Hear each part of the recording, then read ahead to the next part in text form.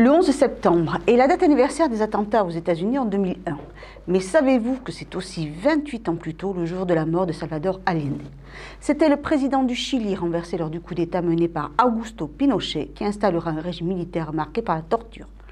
Vendredi 11 septembre, Anaros, le Grand Dax et le conseil départemental ont baptisé un pont du nom du président chilien, le pont Salvador Allende. Anaros, le pont qui permet le contournement est de Dax, s'appelle désormais le pont Salvador Allende, baptisé 42 ans jour pour jour après la mort du président chilien, et ce grâce à l'opiniâtreté de l'association des ex-prisonniers politiques chiliens et de sa représentante Yasmine Menanto. Il faut savoir que Dax était une des rares villes, peut-être la seule, qui n'avait pas un endroit avec le nom de Salvador Allende. C'était étonnant puisqu'il y a des grandes avenues, des boulevards, des écoles, des centres culturels, Salvador Allende ou Pablo Neruda, sauf à Dax. Donc c'est finalement un combat de à peu près 30 ans que je mène pour qu'il y ait je voulais un petit quelque chose, Salvador Allende, et en fait, j'ai quelque chose d'immense.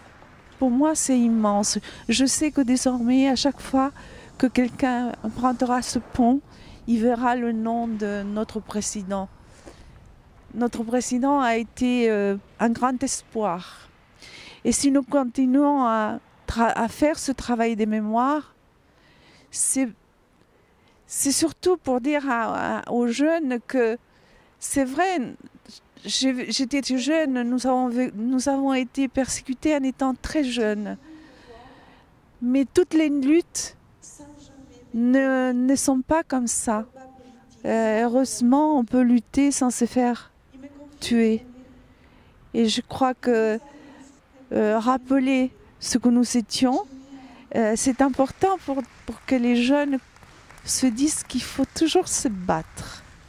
Cette inauguration émouvante fait aussi tragiquement écho avec l'actualité et les dizaines de milliers de migrants qui fuient la guerre dans leur pays. Je crois que c'est le hasard de l'histoire qui nous fait comparer avec deux périodes très éloignées l'une de l'autre. Mais notre pays a été toujours un pays d'accueil, parce que nous sommes le pays des droits de l'homme. Et lorsque, en 1939, Mussolini a imposé le joug fasciste en Italie, nous avons accueilli des Italiens. Lorsque, à la même période, 1936-1939, lorsque Franco a envoyé ses milices militaires contre les républicains espagnols, nous avons accueilli des centaines de milliers de réfugiés espagnols. Lorsqu'il y a eu la guerre en Yougoslavie et le conflit bosniaque serbe, il y a eu en France beaucoup de réfugiés bosniaques qui sont venus trouver ici un lieu d'accueil. Nous l'avons fait aussi pour les Boat People qui venaient d'Indochine, d'Asie. Et c'est l'histoire de notre pays, c'est notre devoir, ce sont nos valeurs tout simplement. Et aujourd'hui, moi j'espère que, bien sûr, à notre niveau, avec nos moyens et de façon raisonnée, réfléchie, nous puissions être encore un pays qui tend la main à ceux qui sont victimes des guerres, victimes de l'oppression et qui appellent des pays européens à leur secours. Et donc j'espère que la France restera fidèle à ces valeurs qu'elle a toujours manifestées.